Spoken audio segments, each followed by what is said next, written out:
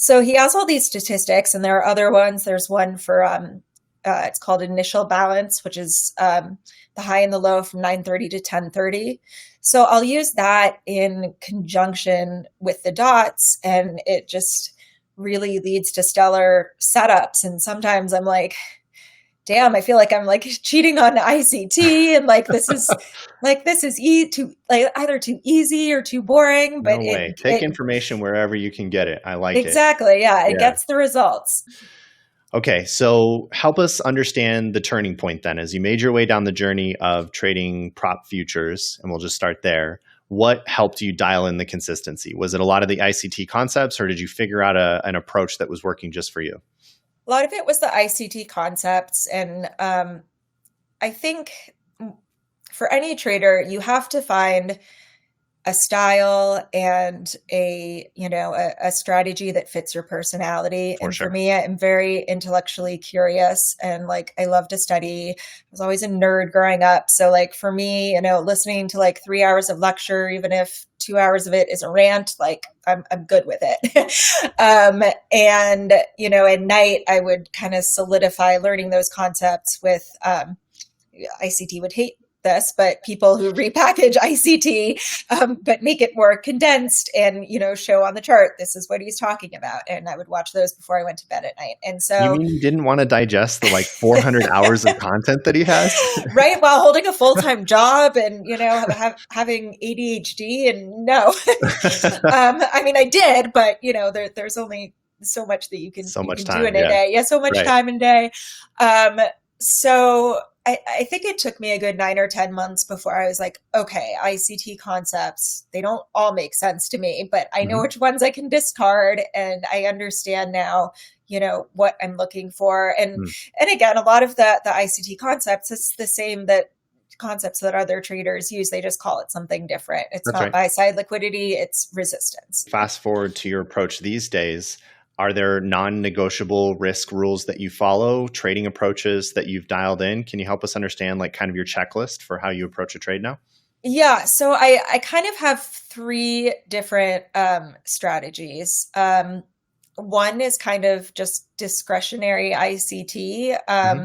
I only trade, I should specify, I only trade the New York AM session. I sometimes trade pre-market, Sure. but I'm usually done trading by 10 a.m., like Smart. 10:30 at the latest. And Hmm. and that was actually like a really key realization that I came to. When I started trading futures and particularly trading prop firms, I thought I had to be in front. I'm like, oh, day traders trade all day long, and I have to be in front of the charts all day No long. And way. like, nobody has the mental capital to do that. And it just caused me to give back more than I was making to the market. So Hmm. I finally, and then I was like, oh, my trading is improving if I don't trade afternoon.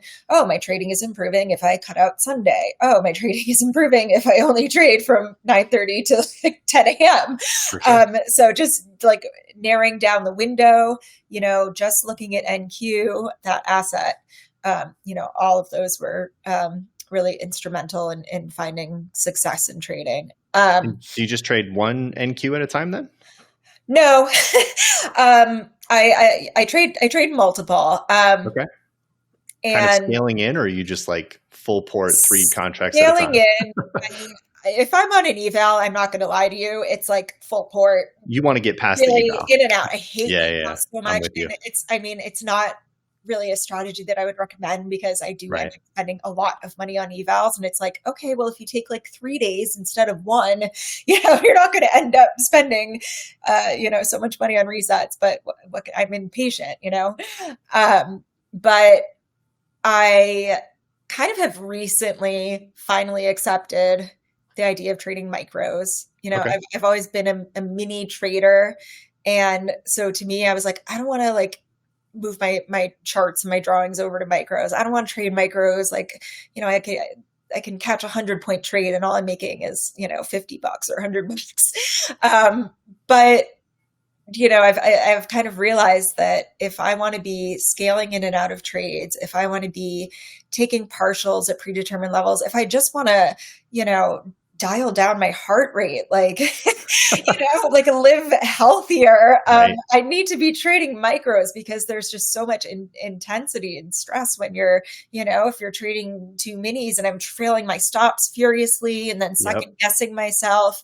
And I found it was taking away from my confidence in my trading because ultimately there wasn't really a strategy there. It was just make as much money as you can as quickly as you can and Hmm. get out of the position. So that being said, I've recently started trading micros to start with, and then if I have a micro position on, let's say I'm going short, I've got like 4 or 5 MNQ, Hmm. usually no more than 5, so that's like half a mini position basically. Right. And if it's in profit and, I'm starting to see like a lot of volatility, a lot of displacement coming in, and I'm like, I think I could like scalp a mini Hmm. while I'm in this micro contract, I'm going to do that. Yep. So it's a little bit of a combination of both. And that's been working really well for me Yep. lately. Yeah. Yeah, I've done the same. I basically trend with the micros and scalp with the minis, and Yeah. that seems to Yeah. work out really well. Yeah. And like holding for longer periods of time, be like, I Hmm. really think prior day low is going to hit at some point, so I'm just going to leave my micro trade on, and if I get stopped out, it's no big deal. Sure. So people have been telling me to do that for a long time too, and I just kind of ignore them. Just It's now like getting there. the advice that you like don't want to hear but really need to hear. I feel like I've gotten that a lot, and I think like anything, you just sometimes you have to learn the hard way what the right way is. Oh yeah, we're all doing that, by the way. We're all learning the hard way, and it's all really hard. So no, Yeah. I totally get that. Is there a particular setup that you would say is a perfect trade setup for you? Yeah. So kind of going back to the like, what am I looking for on the charts? Hmm. How am I trading now? Um, some of it is a little bit like discretionary ICT. And by that, I just mean I'm looking at buy and sell side liquidity Sure. prior to 9:30 a.m. open, um, looking to see where price has been and where I think price is going. And then, taking an entry off of maybe an order block, maybe a breaker. Kind of, again, that's why I say it's discretionary. Hmm. But I also have been finding a lot of success in just using an indicator. It's called dots. I talk about it a lot on my Twitter Yeah, I saw profile. that on your Twitter. And yeah, it's just 4 colored rows of dots. They're either red, green, or yellow. And if they all align red, that means that momentum and market correlations are signifying that you should go short. If they're all Hmm. green, go long. If they're mixed, stay out. And so it's just a really, I don't even know what the rows of dots mean. I know some people are like really bothered by that. They're like, I have Sure. to know what it is. Right. What does it mean? I know what one of the rows means, and like that's fine. I've just Sure. observed it enough over time and developed a strategy around it that works.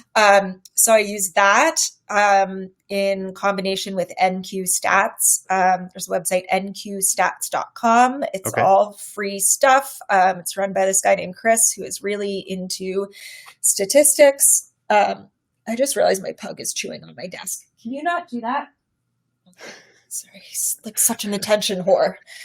Oh my god. That's got to be a distraction during trading. There is your pug after your desk the whole time you're trading as He's well. he's really good. He'll just like lay down in his little bed next to me, but right now, like my He says, afternoons, "I want attention." yeah, he's like, why are you on the computer? Like we're supposed to be done. We're supposed to be hanging. I'm gonna eat your desk. Stop it.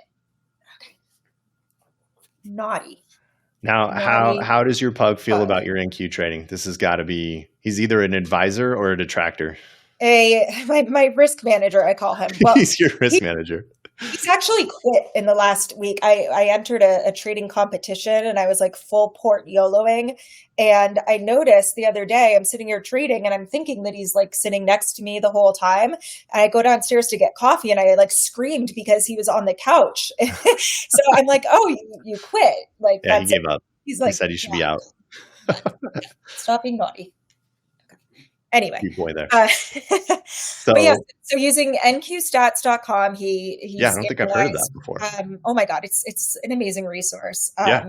and it's all free.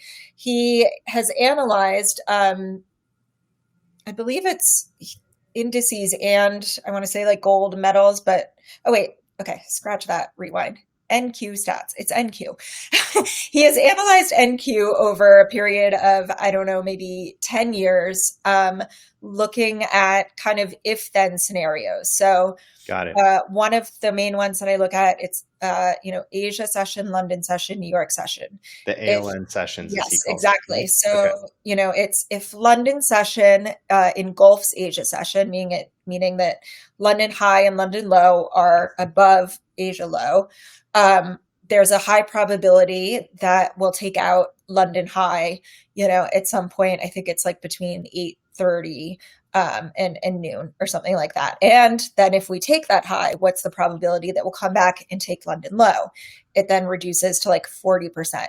So he has all these statistics, and there are other ones. There's one for it's called initial balance, which is the high and the low from 9:30 to 10:30. So I'll use that in conjunction with the dots, and it just really leads to stellar setups. And sometimes I'm like, damn, I feel like I'm like cheating on ICT, and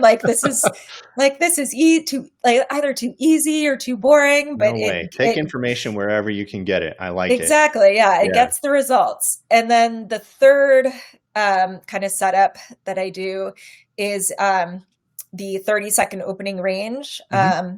A PAX trader kind of started it. I think he was a trader at the Chicago Board of Trade, and identified this 9:30 a.m. the first 30 seconds of that as, not sure exactly what the mechanism behind it is, but it's for like order pairing or something. Hmm. But anyway, just using that 30-second opening range, and if we break to the upside, trading that breakout. This is definitely like a quick in and out scalping. Take your profit, move your stop to break even, and then trade. If it's NQ, like 65 handles up, because price will tend to rotate along that. If it's ES, 15 handles up or down. Got it. Got it. So I'm a little all over the place, but it's just like what I've, again, like I'm a nerd. I love just ingesting knowledge and Yeah. like learning different strategies. So it's taking a little bit of what I've learned, and just kind of putting it together. And sometimes certain strategies will work great for a couple months, and then there's like tariff madness, and suddenly I have to pivot to something else, or change my risk management. So yeah. Beautiful. And obviously it's working for you.